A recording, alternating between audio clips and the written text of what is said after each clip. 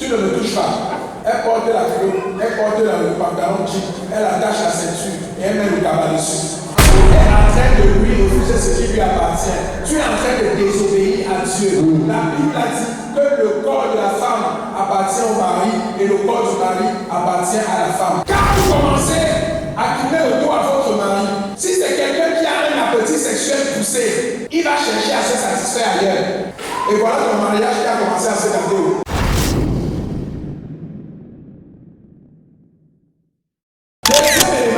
Le refus de faire l'amour au-delà de la négligence de son corps et de sa maison. Et j'avais oublié pour la maison, s'il vous plaît. Vos chambres doivent être propres. Votre lit doit être bien dressé. Quand votre mari entre dans la maison doit être propre. Psychologiquement, ça le met dans de bonnes dispositions. Il ne faut pas qu'on voit les chaussures des enfants là-bas, qu'on voit ton cabas là-bas, on voit sa chaussure là-bas, on voit le sac là-bas. Non. Le même drap sur le lit pendant une semaine, pendant 2 semaines. Non.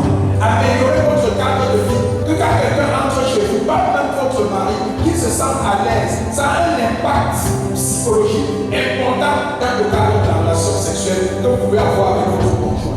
Quand il se sent déjà à l'aise dans le cadre, ça facilite le démarrage.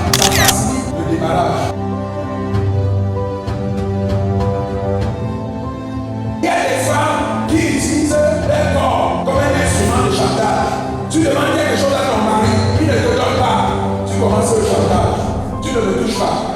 Elle porte la culotte, elle porte le pantalon jean, elle attache la ceinture et elle met le cabas dessus. Tu es en train de lui refuser ce qui lui appartient. Tu es en train de désobéir à Dieu.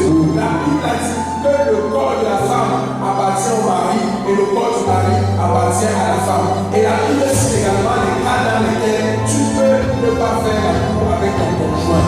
Les cas d'indisponibilité, les cas de prière et naturellement, logiquement, des cas de maladie. Quand vous commencez à tourner le dos à votre mari, si c'est quelqu'un qui a un appétit sexuel poussé, il va chercher à se satisfaire ailleurs. Et voilà ton mariage qui a commencé à se gâter. S'il arrive là-bas, il marque bien les buts. Le terrain est bien gazonné. Papa. Le gazon est bien taillé. Il va revenir et il va vouloir repartir là-bas. Papa. Pourquoi? Parce que tu lui as tourné le dos. Chaque détail, chaque petite erreur que vous pouvez faire dans ce domaine peut avoir de graves conséquences pour votre mariage et pour l'avenir de votre maison. Donc je voudrais te dire, enfant de Dieu, ne fais pas de ton corps un instrument de chantage. Ne fais pas des relations sexuelles une monnaie d'échange. Quand ton mari a besoin de sa chose, donne-lui. Quand ton mari a besoin de sa chose, donne-lui. Et quand toi tu as besoin de ta chose, Marie, donne-lui sa chose.